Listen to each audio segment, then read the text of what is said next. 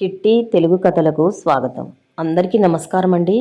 కథలోకి వెళ్ళే ముందు మీరు నా ఛానల్ని కొత్తగా చూస్తున్నట్లయితే సబ్స్క్రైబ్ చేసుకొని సపోర్ట్ చేయగలరని ఆశిస్తున్నానండి. సబ్స్క్రైబ్ చేసుకోరు ప్లీజ్. ఇక కథలోకి వెళ్దామండి. ఈ కథను నేను విశాలాంధ్ర దినపత్రిక ఆదివారం అనుబంధం నుంచి తీసుకున్నానండి. కథ పేరు ఉన్నంతలో. రచయిత డాక్టర్ బొద్దూరు విజయేశ్వరరావు గారు. ఇక కథలోకి వెళ్దామండి. బారెడు పొద్దెక్కింది. తూర్పు సూర్యుడు తీక్షణంగా చూస్తున్నాడు. అయినా శ్రీమతి ఇంకా లేవకపోయేసరికి ఆనందరావు ఆలోచనలో పడ్డాడు. ప్రతిరోజు తెల్లవారుజామునే లేచి పనులన్నీ చేసుకుని పిల్లల్ని స్కూల్కి రెడీ చేసి బెడ్ కాఫీతో ఆనందరావుని నిద్రలేపే భార్య సరోజ దినచర్యలో ఈ మార్పునకు కారణం ఏమిటో తనకి తెలుసు. వెంటనే ఆనందరావుకి రాత్రి జరిగిన సంఘటన గుర్తుకు వచ్చింది. నిన్న సాయంత్రం తను ఆఫీసు నుంచి ఇంటికి వచ్చేసరికి సరోజ పిల్లలపై రుసరుసలాడుతోంది. పిల్లలపై ఎందుకలా చిరాకు పడుతున్నావు? ఏమైంది సరు అని భార్యని అడిగాడు. ఈ పిల్లల అల్లరి నేను భరించలేకపోతున్నాను. ప్రతిదానికి కొట్టుకోవడం, తిట్టుకోవడం, ఇంట్లో సామాన్లన్నింటినీ చిందరవందర చేయడం, వాళ్ళని కంట్రోల్ చేయలేక చస్తున్నాను అంది సరోజ. సరు, పిల్లలన్నాక ఆ మాత్రం అల్లరి చేయకపోతే ఎలా చెప్పు అన్నాడు ఆనందరావు. మీకేం ఎన్నైనా చెప్తారు. ఉదయాన్నే వెళ్ళిపోయి రాత్రి 10 ఇంటికి వస్తారు. ఈ పిల్లలతో నేను కదా బాధపడాలి అంటూ సరోజ విసుక్కుంది. అయితే ఈరోజు ఇంటికి త్వరగా వచ్చానన్నా ఈ చిరాకుల పర్వం అన్నాడు ఆనందరావు సరదాగా. చూడండి, నేను చాలా కోపంగా ఉన్నాను. ఇప్పుడు జోకులు వేయొద్దు. నా మనసేమీ బాగోలేదు. మీరు మాట్లాడకండి కాసేపు అంది సరోజ. మౌనమే తక్షణ కర్తవ్యం అనుకున్నాడు ఆనందరావు. అతనికి భార్య అంటే ఎంతో ప్రేమ. సరోజ చదువుని, అందాన్ని చూసి ఇష్టపడి పెళ్లి చేసుకున్నాడు. పెళ్ళైన దగ్గర నుండి భార్యను ఎప్పుడూ ఒక మాట అనలేదు. భార్య ఇష్టానికి వ్యతిరేకంగా ఎప్పుడూ ప్రవర్తించలేదు. అందుకే ఏమీ మాట్లాడకుండా ఉండిపోయాడు. సరోజ చాలా తెలివైన, చురుకైన అమ్మాయి. పెళ్ళైన కొత్తలో భార్యాభర్తలిద్దరూ చాలా సంతోషంగా గడిపేవారు. ఎక్కడికి కావాలంటే అక్కడికి సరదాగా వెళ్ళేవారు. ఆనందరావు కూడా ఆమె సంతోషానికి ఎక్కడా లోటు రానిచ్చేవాడు కాదు. పిల్లలు పుట్టాక సరోజ ఈ సరదాలకి, సంతోషాలకి దూరం కావలసి వచ్చింది. పిల్లల ఆలనా పాలనతోనే తనకు సరిపోతుంది. దానితో సరోజలో అసహనం, చిరాకు ప్రవేశించాయి. ఆనందరావు భార్యను అర్థం చేసుకున్నాడు కానీ తన ఉద్యోగ బాధ్యతల వలన భార్యకు ఏమాత్రం సహాయం చేయలేకపోయేవాడు. మౌనంగా ఉన్న భర్త దగ్గరికి వెళ్ళి, ఈరోజైనా జీతాలు అందాయా అడిగింది సరోజ. అందాయి అన్నాడు ఆనందరావు. ఏమిటో గవర్నమెంట్ జాబు అనుకోవడమే కానీ ఏనాడు మొదటి తారీఖుకి జీతాలు రావు. ఇంటి ఓనర్కి, పాలవాడికి, కూరగాయలవాడికి సర్ది చెప్పలేక చస్తున్నాను అంటూ సరోజ చిటపటలాడింది. సరోజ అసహనానికి తప్పు తనది కాకపోయినా మారు మాట్లాడకుండా ఉండిపోయాడు ఆనందరావు. ఇంటి విషయాలన్నీ చూసుకునేది భార్య కాబట్టి ఆ కష్టం ఏమిటో తనకి తెలుసు. మాట్లాడకుండా అలా బెల్లం కొట్టిన రాయిలా ఉంటారేం? వచ్చిన జీతమే తక్కువ, అందులోకి మళ్ళీ ఆలస్యం. ఈ అరకొర బతుకులు ఇంకా ఎన్నాళ్ళో?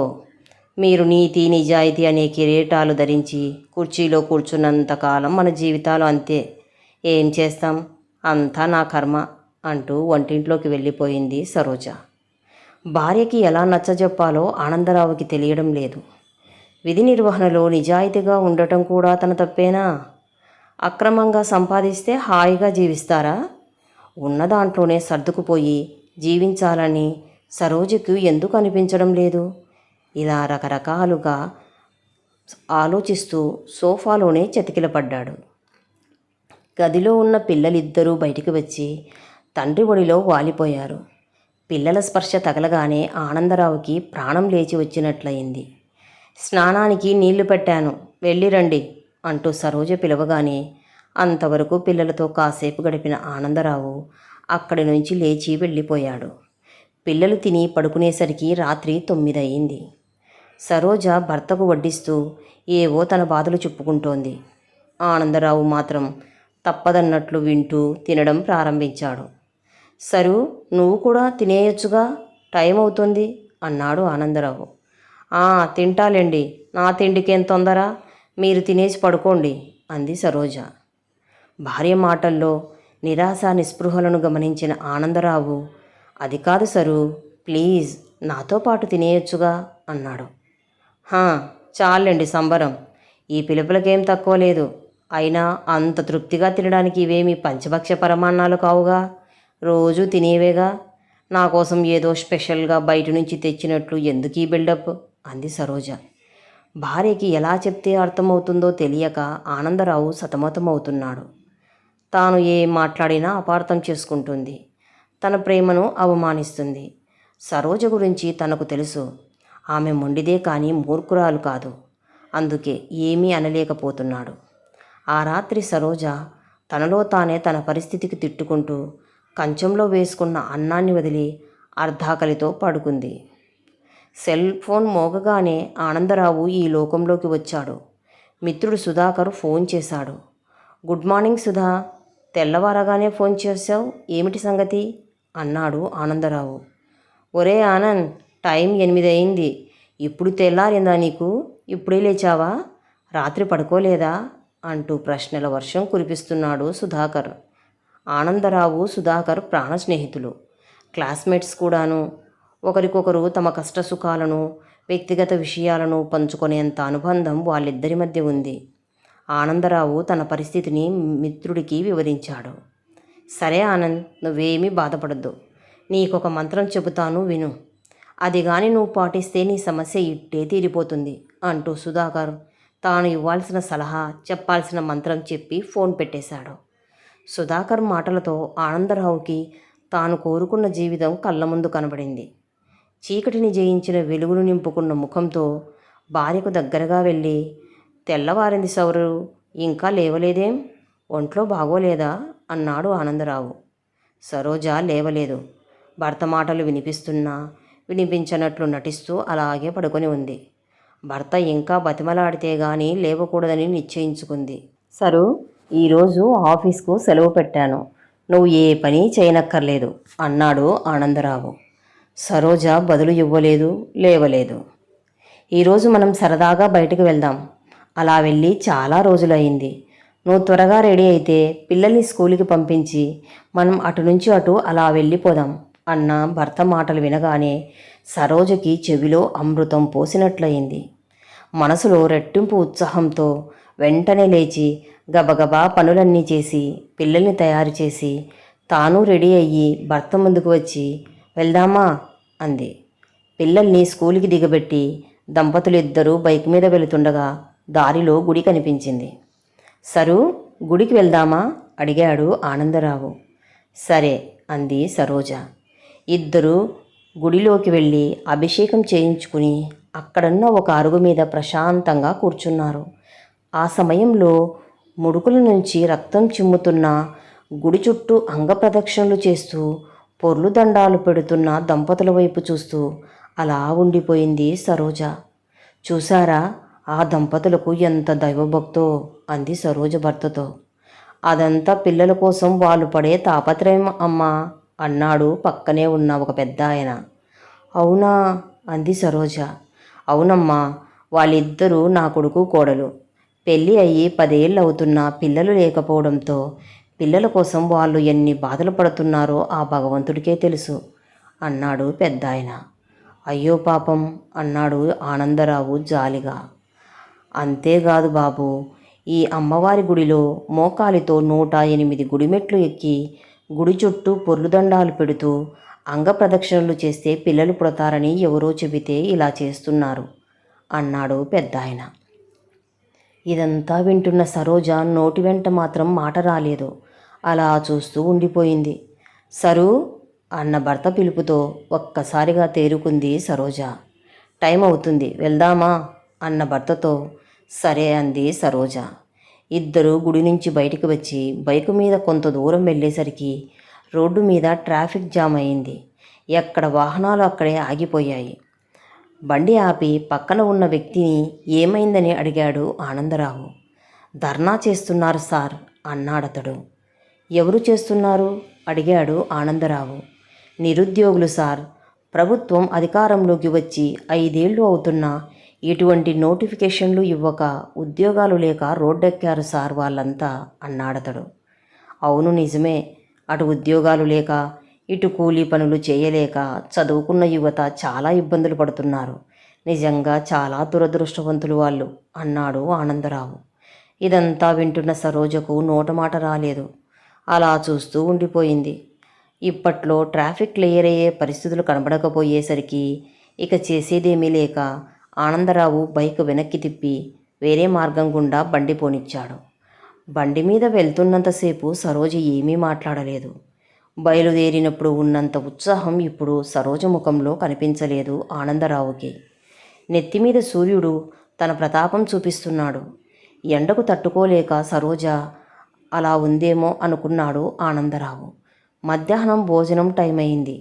దగ్గరలో ఉన్న ఒక మంచి హోటల్కి తీసుకెళ్ళి తన భార్యకు ఇష్టమైనవి ఆర్డర్ చేసి తినమని చెప్పాడు. హోటల్లో కూర్చున్నంతసేపు సరోజ మనసు ఇక్కడ లేదు. తాను ఏదో ఆలోచిస్తున్నదన్న విషయాన్ని గమనించాడు ఆనందరావు. ఆర్డర్ ఇచ్చిన ఐటమ్స్ రాగానే ఇద్దరు త్వరగా భోజనం కానిచ్చి అక్కడి నుంచి బయటకు వచ్చేశారు. రోడ్డు మీద అలా కాస్త దూరం వెళ్ళాక బైక్ ఆగిపోయింది. ఏమైందో చూద్దామని ఆనందరావు భార్యని దిగమని చెప్పి తాను దిగి బైక్ను చెక్ చేస్తున్నాడు. వాళ్ళు నిలుచున్న చోటుకి కూసింత దూరంలో ఒక చెత్త కుండీ ఉంది. ఊడలు కట్టిన జుట్టుతో పొట్ట వెన్నుకంటుకుపోయి బక్క చిక్కి ఉన్న ఒక వ్యక్తి ఆ చెత్త కుండీ నుండి ఒక ఎంగిలాకును తీసి అందులో ఉన్న అన్నం మెతుకులు ఏరుకొని తింటున్నాడు. అనుకోకుండా సరోజకి ఈ దృశ్యం కనబడింది. అతను ఇంకా మిగిలిన ఎంగిలాకుల కోసం ఆ చెత్త కుండీలో చెయ్యి పెట్టి వెతకడం చూస్తే అలా ఉండిపోయింది సరోజ. సరు వెళ్దామా, బండి బాగు అయింది అన్న భర్త పిలుపుతో ఈ లోకంలోకి వచ్చింది తను. సరేనని చెబుతూ ఇక తిరిగి ఓపిక లేక ఇంటికి వెళ్ళిపోదామంది సరోజ. భార్య పరిస్థితిని గమనించిన ఆనందరావు సరేనన్నాడు. కాసేపట్లో ఇద్దరు ఇంటికి క్షేమంగా చేరుకున్నారు. సాయంత్రం స్కూలు నుంచి పిల్లలు ఇంటికి వచ్చాక వాళ్ళని వెంటనే దగ్గరకు తీసుకుంది. వాళ్ళకి స్నాక్స్ పెట్టి తాను కూడా ఏవేవో పనుల్లో మునిగిపోయింది. ఆ రోజు రాత్రి పిల్లల భోజనాలు అయ్యాక వాళ్ళని పడుకోబెట్టి ఇంటి పనులు ముగించుకుని భర్త దగ్గరికి వెళ్ళింది సరోజ. ఆనందరావు ఏదో పుస్తకం చదువుతున్నాడు. భార్య రాకని గమనించలేదు తను. సరోజ ఇక తనలో రగిలే దుఃఖాన్ని ఆపుకోలేక మానసిక వేదనను తట్టుకోలేక భర్తకు దగ్గరకు వెళ్ళి బోరున ఏడ్చేసింది. ఏమైంది సరు, ఎందుకీ కన్నీరు అడిగాడు ఆనందరావు భార్యను ఓదారుస్తూ. నన్ను క్షమించండి అంది సరోజ. ఏమైంది సరు, నువ్వేం తప్పు చేశావు క్షమించడానికి అన్నాడు ఆనందరావు. నేను చాలా మూర్ఖురాలిని, మిమ్మల్ని పిల్లల్ని అర్థం చేసుకోలేకపోయాను అంది సరోజ భర్త చెయ్యి పట్టుకొని. సరేలే, దానికేముంది, అయినా ఇప్పుడు అవన్నీ ఎందుకు అన్నాడు ఆనందరావు. లేదండి, ఇప్పుడే చెప్పాలి. నాలో ఉన్న అపరాధ భారమంతా మీతో చెప్తేనే గాని నా మనసు తేలికపడదు అంది సరోజ. సరోజ చేయి పట్టుకొని సరే అయితే చెప్పు అన్నాడు. ఉదయం గుడిలో పిల్లల కోసం ఆ దంపతులు పడుతున్న కష్టం చూశాక నా పిల్లల పట్ల నేను ఎంత తప్పుగా ప్రవర్తించానో నాకు అర్థమైంది. పిల్లల విలువేంటో నాకు తెలిసొచ్చింది అంది సరోజ. చాలా సంతోషం అన్నాడు ఆనందరావు. అలాగే ఉద్యోగం కోసం నిరుద్యోగ యువత రోడ్డు మీద పడుతున్న అవస్థలు చూశాక మీరు చేస్తున్న ఉద్యోగం మన జీవితాలకు ఎంత గొప్పదో నాకు అర్థమైంది అంది సరోజ. బాగా అర్థం చేసుకున్నావు అన్నాడు ఆనందరావు. అంతేకాదు, ఆకలికి తట్టుకోలేక చెత్త కుండీ దగ్గర ఎంగిలి మెతుకులు ఏరుకొని తింటున్న వ్యక్తిని చూశాక మనం ప్రతిరోజు తినే అన్నాన్ని నేను ఎంతగా అవమానించానో నాకు బోధపడింది అన్న సరోజ మాటల్లో కళ్ళల్లో పశ్చాత్తాపం కనబడింది ఆనందరావుకి. తాను కోరుకున్నది అదే. చూడు సరు, ఒక్క మాట చెబుతాను విను. అల్లరి భరించలేక నువ్వు అసహనం చూపిస్తున్న ఈ సంతానం ఎంతోమంది పిల్లలు లేని దంపతుల మధుర స్వప్నం.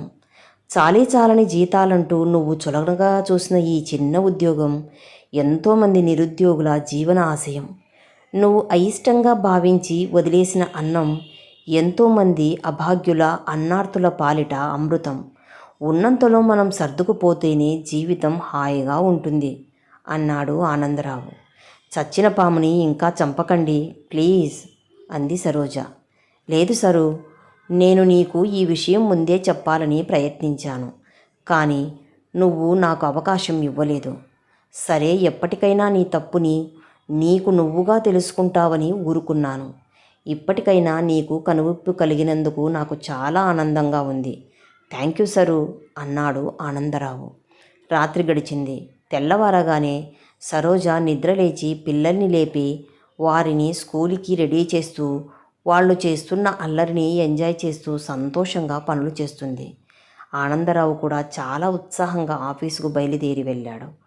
ఇంతకీ మిత్రుడు సుధాకర్ ఆనందరావుకి చెప్పిన మంత్రం ఏమిటంటే, ఎప్పుడూ ఇంటి పనులతో సతమతమయ్యే ఆడవాళ్ళకి అప్పుడప్పుడు అలా బయట ప్రపంచాన్ని చూపిస్తే సంసారం అనే బండి సాఫీగా సాగిపోతుంది. నిజమేనంటారా? కథ సమాప్తమండి. మీకు ఈ కథ నచ్చిందని అనుకుంటున్నాను. మీకు ఈ వీడియో కనుక నచ్చినట్లయితే లైక్ చేయండి, షేర్ చేయండి, సబ్స్క్రైబ్ చేయండి. Thank you for watching.